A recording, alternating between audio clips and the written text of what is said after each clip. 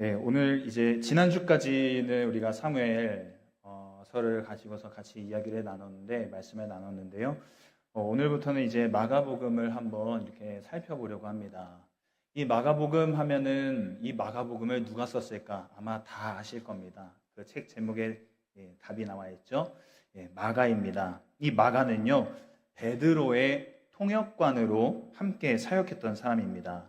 그래서 이 거룩한 도시라는 별명을 가지고 있는 이 히에라폴리스의 감독이었던 파피아스는요, 마가가 베드로의 설교를 잘 듣고 기억해뒀다가 이 마가복음을 기록했다라고 말했고, 또 순교자 저스틴도 이 마가복음을 가리켜서 베드로의 회상록이다라고 말했습니다. 이 성경에서도 베드로와 마가가 단순한 동역자의 관계가 아니라 그걸 넘어서서 특별한 관계였다라는 것을 보여주고 있는데요.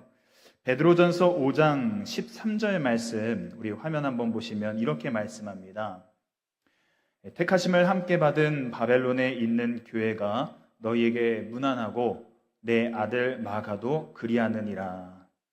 내 아들 마가도 그리한다 라고 한 걸 보면 이 둘의 관계가 보통 관계는 아니구나, 정말 친밀한 그 동역자의 관계구나 라는 것을 알 수 있습니다. 따라서 우리가 마가복음을 읽는다라고 하면은 단순히 여러 사람이나 여러 세대를 거쳐서 흘러온 어떤 그 말씀의 이야기를 우리가 전해서 듣는 것이 아니라 예수님의 신실한 제자였던 베드로의 증언을 그의 통역자를 통해서 직접 듣는 것이다 라고 우리가 알 수 있겠습니다. 그만큼 생생한 말씀이라는 것이죠. 마가복음 설교를 하기에 앞서서 먼저 이 복음서의 구조를 한번 살펴보려고 하는데요.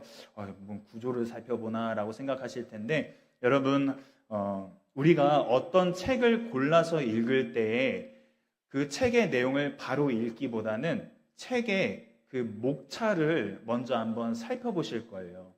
목차를 살펴보시면 이 책이 어떤 내용으로 되어 있고 이렇게 진행이 되겠구나라는 것을 감이 옵니다. 그것처럼 마가복음을 읽기 전에 그 구조를 알면요, 그리고 어떤 성경이든지 그 구조를 알면 이 복음서와 이 말씀이 어떤 내용으로 진행되는지 우리가 한눈에 알 수 있습니다. 제가 PPT를 간단하게 준비했는데 한번 띄워주실까요? 네. 오늘 본문 1장 1절은요, 마가복음의 제목입니다. 그리고 1장 2절부터 오늘 본문 15절까지는 이 마가복음의 서론에 해당합니다. 그래서 이 서론이라는 것은요, 이 책이 어떤 목적을 가지고 쓰여졌는가, 그리고 이 서론만 보면은 이 책 내가 읽고 싶다라는 마음이 들게끔 그런 역할을 해주는 것이죠. 그리고 1장 16절부터 8장 21절까지, 그리고 그 다음 이렇게 그 이후의 말씀은 크게 세 부분으로 나눌 수 있습니다. 첫 번째 부분은요, 갈릴리와 그 주변에서 사역하시는 예수님의 이야기가 나옵니다. 그리고 이제 갈릴리에서 벗어나 예루살렘으로 올라가시는 길에 예수님이 제자들에게 또 사람들에게 보여주신 제자도에 대해서 말씀을 풀어내고 계십니다. 또 마지막 세 번째 부분은요, 이제 예루살렘에 도착하셔서 그 예루살렘에서의 예수님 사역에 대해 이야기하고 있습니다. 자, 이렇게 정리하면 우리가 마가복음의 전체적인 흐름을 이렇게 한눈에 보시고 제 머릿속에 기억하실 수 있으실 거예요. 자, 그러면 마가복음의 구조상 오늘 본문은 마가복음의 제목과 서론에 해당하는 말씀이구나라는 것을 이제 아실 겁니다. 자, 방금 전에 서론은 이 글에 쓴 목적을 알 수 있다라고 말씀을 드렸어요. 그럼 마가복음을 기록한 목적은 뭐였을까요? 모든 복음서가 누구를 향한 말씀이죠? 예수 그리스도를 소개하고 알리는 그 책인데, 이 각 복음서마다 쓴 목적이 조금씩 다릅니다. 그 중에서 마가복음은요, 이 로마에 있는 로마의 성도들을 향한 말씀이고, 그 당시 로마의 성도들은 로마 황제의 핍박을 받고 있었던, 그 핍박이 점점 커지고 있었던 상황에 놓여 있었어요. 그러니까 이 성도들에게 이 복음서를 쓰면서 그 핍박을 이겨내도록, 견딜 수 있도록 예수 그리스도의 그 정체성과 그 예수 그리스도의 사명에 대해서, 그리고 그것이 너희들에게 오늘날 어떤 의미인지를 알려주기 위해서 이 마가복음을 기록한 겁니다. 그러면 마가가 로마의 성도들에게, 그리고 더 나아가 오늘날 우리에게 말하는 예수님의 정체성은 무엇일까요? 오늘 말씀 1장 1절을 보시면 이렇게 말합니다. 하나님의 아들 예수 그리스도의 복음의 시작이라. 그리고 11절 말씀을 보시면요, 하늘로부터 소리가 나기를 너는 내 사랑하는 아들이라 내가 너를 기뻐하노라 하시니라. 이렇게 말씀합니다. 그렇죠. 예수님께서는 육체를 입고 이 땅에 오신 하나님이십니다. 동시에 예수님은 제자들과 무리들과 종교 지도자들, 대제사장들, 그들에게 나는 하나님의 아들이다 라고 분명히 선포하셨습니다. 마가복음 14장 60절 61절 말씀 우리 화면을 보시고 같이 한번 읽어보도록 하겠습니다. 함께 읽습니다. 대제사장이 가운데 일어서서 예수에게 물어 이르되 너는 아무 대답도 없느냐? 이 사람들이 너를 치는 증거가 어떠하냐 하되 61절에 침묵하고 아무 대답도 아니하시거늘 대제사장이 다시 물어 이르되 네가 찬송받을 이의 아들 그리스도냐? 딱 이 대제사장이 꼬투리를 확실하게 잡으려고 이 함정 질문을 딱 던졌어요. 그러자 예수님께서 뭐라고 말씀하시냐면 예수께서 이르시되 내가 그니라. 인자가 권능자의 우편에 앉은 것과 하늘 구름을 타고 오는 것을 너희가 보리라. 이렇게 확실하게 말씀하십니다. 그리고 여러분 잘 아시는 것과 같이 예수님께서는 죄를 사하시고 또 자연을 말씀으로 통제하시죠. 그리고 병을 고치시고 귀신을 쫓으시고 죽음을 이기심으로 하나님의 아들이심을 확실하게 증명하셨습니다. 특히 마가는요, 예수님께서 세례 받으실 때, 그리고 변화산에서 변화하실 때, 그리고 부활하실 때 하늘에서 소리가 들려왔다라고 이야기를 해요. 그것을 딱 기록하면서 이 예수님의 신성을 확증합니다. 자, 이렇게 여러분 들으시면 아마 어쩌면 여러분 마음속에 이런 질문을 하실 수도 있습니다. 예수님이 하나님이신데 하나님의 아들이신 건 뭘까? 예수님이 그러면 하나님이 아니시라는 얘기인가? 이걸 어떻게 이해해야 하는가라는 질문을 가지실 수 있으세요. 이런 생각을 이제 우리가 설명하려면 삼위일체 교리를 이야기하지 않을 수가 없는데요. 간단히 설명하자면 하나님은 한 분이신 동시에 세 분이시고 또 세 분이시며 또 한 분이십니다. 이게 삼위일체 교리예요. 그래서 성자, 성령, 또 성부, 성자, 성령 하나님께서 한 하나님 안에서 함께 역사하고 계신다라는 거죠. 이렇게 설명을 들으시면 아 그렇구나 하고서 믿음으로 받아들이시겠지만 그러나 여전히 그 마음속에는 잘 이해가 안 되실 거예요. 사실은 저도 잘 이해가 안 돼요. 세 분이신 동시에 어떻게 한 분이실 수 있고 한 분이신데 어떻게 세 분이실 수 있고 이게 어떻게 가능한가? 아니 예수님이 하나님이신데 어떻게 하나님의 아들이시라고 하실 수 있는가? 잘 이해가 안 되는데요. 그런데 여러분이 아셔야 할 것은요. 이 삼위일체 교리는 이제 사도들과 초대교회와 또 그 초대교회 시대에 있었던 교부들과 또 여러 신학자들이 수백 년에 걸쳐서 성경을 연구하고 또 예수님의 행적과 말씀을 연구하면서 치열하게 논쟁한 끝에 나온 결과물입니다. 그런데 이 결과물은요, 우리가 신으로 섬기는 그 하나님을 피조물인 인간의 언어와 생각으로 정리한 지극히 한계가 있는 교리라는 것을 여러분 아셔야 합니다. 삼위일체 교리가 그러니까 그걸 가지고서 딱 하나님을 완전하게 이해할 수 없다는 거예요. 규명할 수 없다는 겁니다. 무슨 말이냐? 삼위일체 교리를 들어도 마음이 뻥 뚫리는 게 아니라 답답한 거는 지극히 정상이라는 거예요. 그게 정상이고 그게 옳다는 겁니다. 여러분 한번 생각해 보십시오. 인간이 하나님을 온전히 이해할 수 있을까요? 인간이 하나님은 이런 분이고 이런 분이고 이런 분이야 라고 온전히 100% 얘기할 수 있을까요? 그렇다면 하나님을 우리는 신이라 할 수 없을 겁니다. 왠지 아십니까?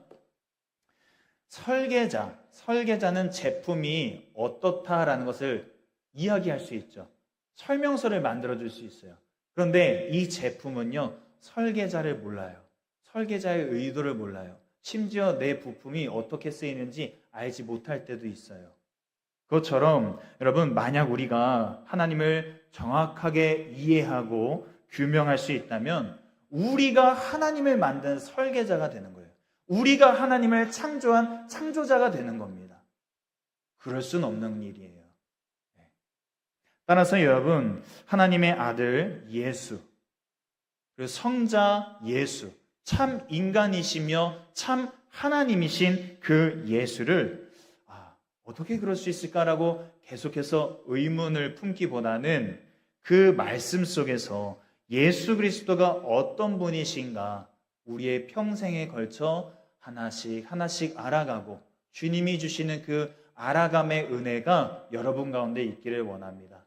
그래서 여러분, 주님 앞에 섰을 때 이것이 어떻다라는 것을 우리가 이전까지는 흐릿하게 알다가 주님을 만난 그 날에 뚜렷하게 알 수 있게 되기를 간절히 원합니다.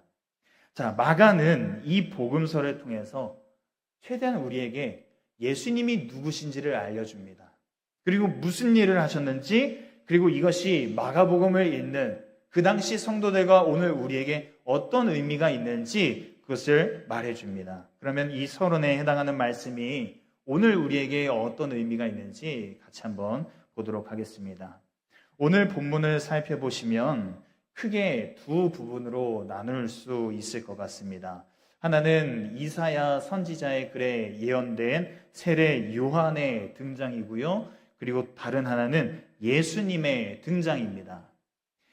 세례 요한하면 어떤 사람이었습니까? 당시 세리들과 그리고 군인들도 이 세례 요한에게 찾아와서 자신들의 죄를 고백하면서 이 세례를 받는 그런 진풍경이 일어나는 그 중심에 서 있던 인물이 바로 세례 요한입니다. 엄청난 영향력을 가지는 사람이었죠. 이 세례 요한이 낙타 털옷을 입고 그리고 메뚜기와 석청을 먹었을 뿐이지 이 요한의 영향력과 위상은요, 감히 왕도 함부로 건드릴 수 없었습니다. 함부로 할 수 없는 인물이었어요. 또 사람들은 세례 요한을 엘리야나 예레미야 같은 위대한 선지자들의 그 반열에 함께 올려놓을 정도로 이 세례 요한 하면은 사람들의 마음속에 저분이 바로 우리가 기다리던 메시아가 아닐까, 그런 생각을 갖게끔 하는 사람이 바로 세례 요한이었습니다. 그런 사람들을 향해서 이제 요한이 이렇게 말합니다. 나보다 능력 많으신 분이 내 뒤에 오실 건데 나는 몸을 굽혀서 그분의 신발끈을 풀지도 못한다. 나는 당신들에게 물로 세례를 베풀지만 그분은 성령으로 여러분에게 세례를 베푸실 거다.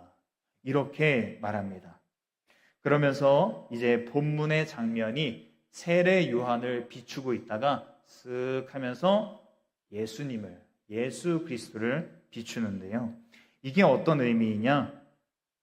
세례 요한이 아무리 영향력이 대단하고 또 사람들 사이에서 위상이 있다 할지라도 세례 요한이 주인공이 아니라 우리의 주인공은 바로 예수 그리스도시다.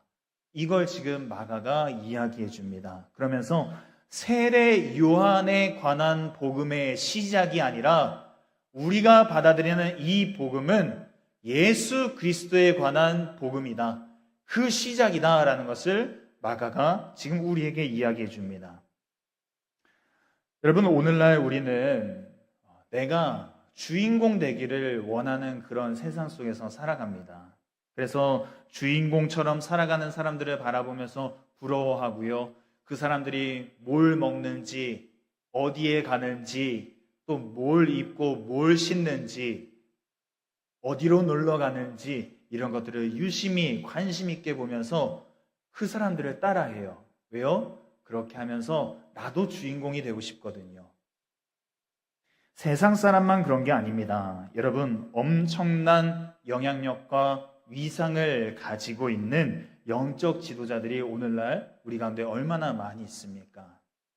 개신교 역사가 점점 오래되면서 교회 안에 이제 저는 개인적으로 좋은 현상이라고 보는데, 교회 안에 이제 대를 이어서 장로를 배출하는 가문도 점점 많아지고 있고요.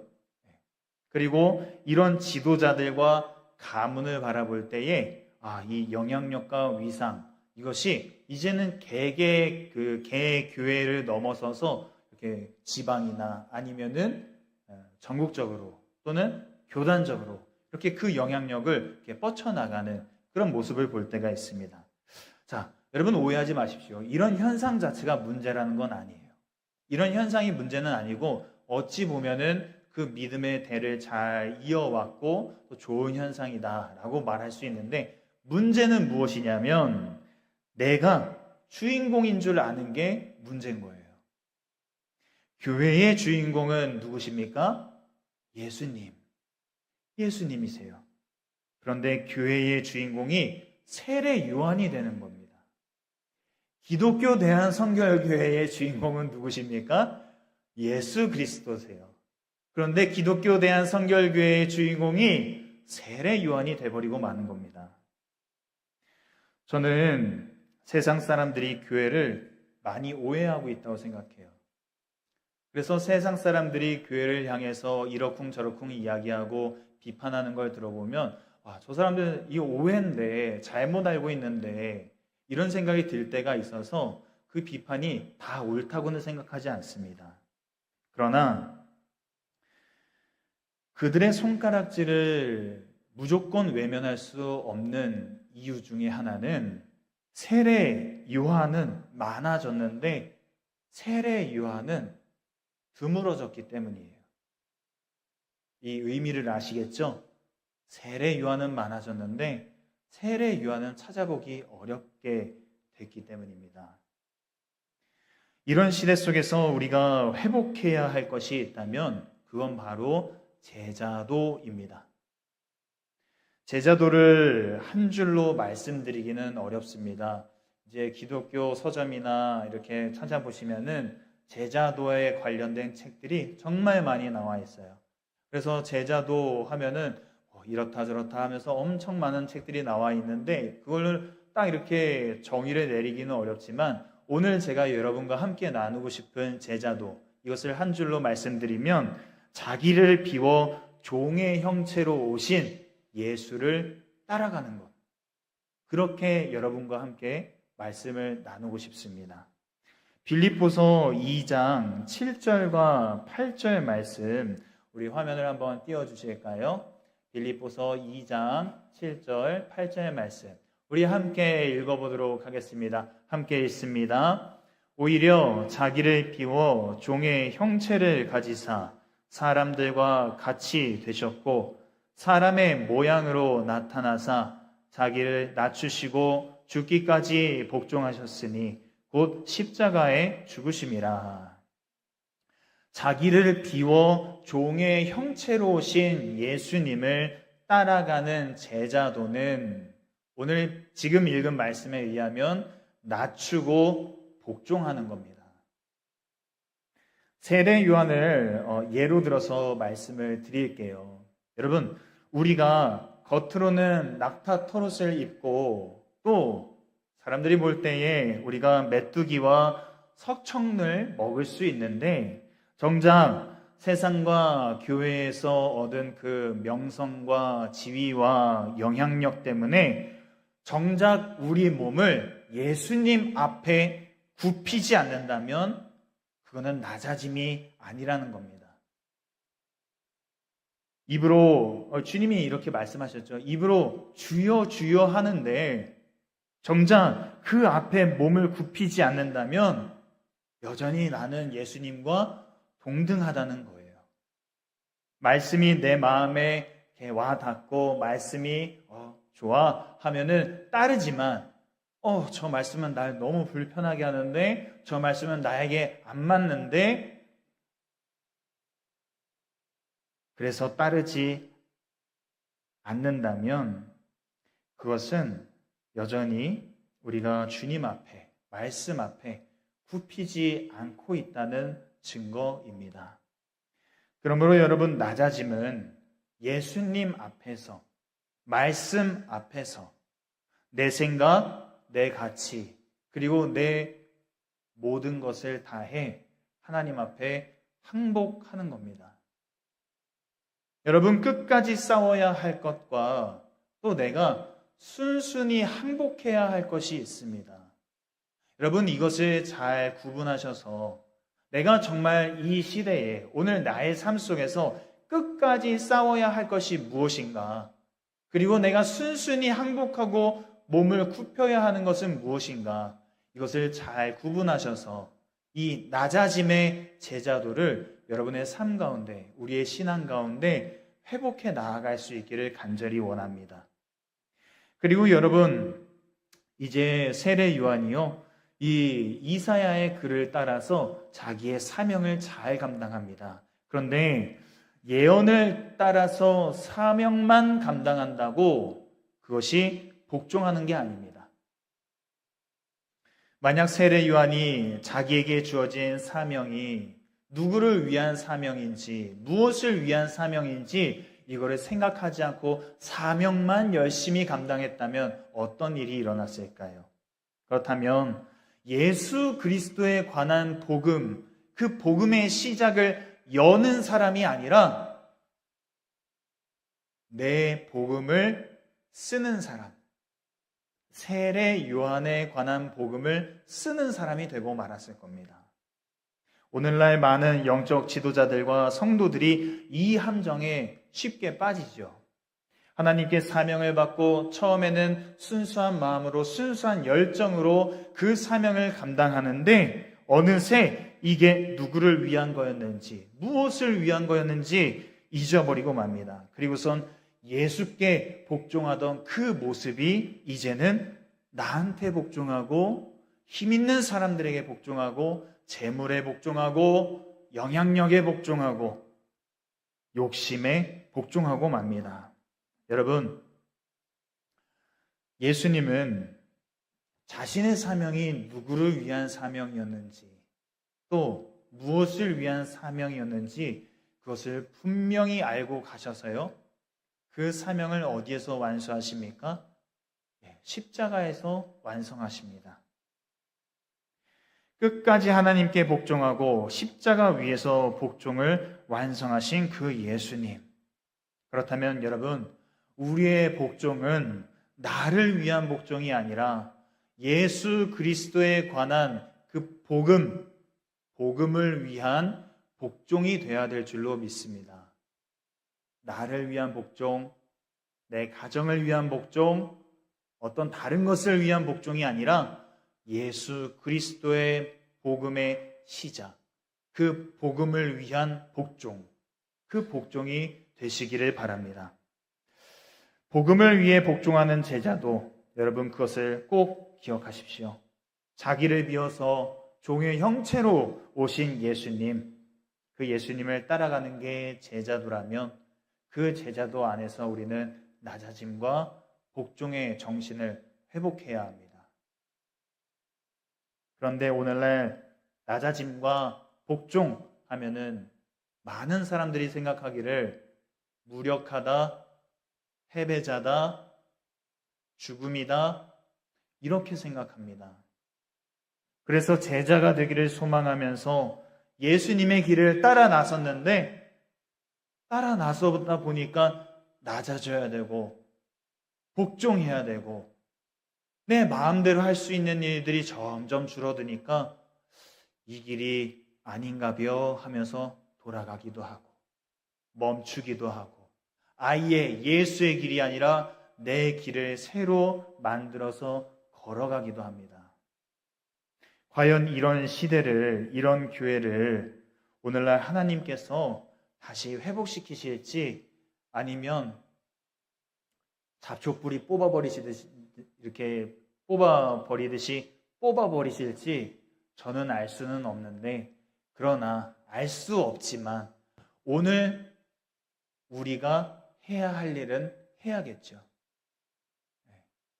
우리가 해야 할 일은 무엇입니까? 낮아짐과 복종의 그 제자도 정신을 회복하는 것인 줄 믿습니다. 여러분, 예수 그리스도에 관한 복음의 시작을 열었던 세례 요한이 보여준 그 제자도, 또 십자가 위에서 그 완성하신 제자도를 완성하신 예수님의 그 제자도, 그 안에서 오늘 우리가 함께 나눈 낮아짐과 복종의 정신, 이것을 우리의 신앙 가운데 또 우리의 삶 가운데 깊이 새기셔서 이것을 계속해서 회복하시고 또 우리의 삶 가운데 신앙 가운데 이것을 적용하셔서 하나님께 또 바른 제자의 모습으로 나아가는, 예수 그리스도의 그 길을 따라가는 저와 여러분 다 될 수 있기를 간절히 축복합니다. 오늘 말씀 기억하시면서 함께 기도하겠습니다. 함께 기도하실 때에 하나님, 내 삶의 주인공은 내가 아니라 예수님이십니다. 이것을 다시 한번 고백할 수 있기를 원합니다. 내 삶의 또 내 어떤 발걸음의 주인공, 그 핸들을 잡고 계시는 분은 예수님이십니다. 그래서 주님의 주님 되심을 고백하시면서요, 낮아짐과 복종의 제자도를 이루어가게 해달라고 그렇게 같이 기도할 수 있기를 원합니다. 우리 함께 기도하도록 하겠습니다. 하나님 감사합니다. 하나님의 은혜 가운데 오늘 이 시간도 저희를 이 자리로 불러주시고 주님께서 우리에게 허락하신 이 말씀을 붙잡고 다시 또 기도하게 하셨으니 하나님, 우리의 기도가 주님 앞에 상달되어지고 또 이 간절한 기도가 주님의 마음을 울리고 또 움직이기를 간절히 원합니다. 예수님께서 보여주신 그 제자도 오늘 이 말씀 속에 나타난 주인공은 아니지만 주인공이신 예수를 위해 끝까지 보여준 그 제자도의 정신을 보여준 세례 요한의 그 제자도를 오늘날 우리가 다시 한번 본받으며 나아가길 간절히 소망합니다. 하나님, 우리 안에 낮아짐과 복종의 정신을 회복시켜 주시옵소서. 많은 사람들은 이것이 무력하다 말하고 패배라고 말하고 죽음이라고 이야기하지만 하나님, 이것은 무력한 것도 아니요 패배도 아니요 죽음도 아닌 바로 예수 그리스도, 그 길을 따라가는 제자의 모습임을 다시 한번 기억하게 하여 주시고 우리 안에 제자도가 다시 살아나게 하여 주시옵소서. 낮아지게 하시고 복종하게 하여 주시옵소서. 예수 그리스도에 관한 그 복음에 복종하게 하여 주시옵소서. 예수 그리스도에 관한 그 복음의 시작을 여는 사람들이 되게 하시고 그 복음의 그 시작을 열 뿐만 아니라 전하는 그 제자들을 실현하게 하여 주시옵소서. 하나님, 우리의 삶 가운데 여러 가지를 바라봅니다. 여전히 내 삶의 주인공은 나일 때도 있고 내 삶의 주인공은 예수님이 아닐 때가 많습니다. 다시 한번 우리의 삶 가운데 주님은 나의 주님이십니다. 이것을 날마다 고백하며 나아가게 하여 주시옵소서. 우리의 복종이 예수 그리스도에 관한 복음, 그 복음을 위한 복종임을 기억하게 하여 주셔서 내 안에 낮아짐의 정신, 복종의 정신이 다시 회복되게 하여 주시옵소서. 그렇게 우리가 하나님 앞에 결단하며 나아가는데 이제 이 세상 가운데 나아가 파송받아 나아가 이 세상 사람들과 함께 어울리며 이 세상 가운데서 살아가는 우리 성도들, 주님 제자의 길을 다시 한번 또 걸어가게 하여 주시고 지켜주시고 지혜 주시고 힘 더하여 주시옵소서.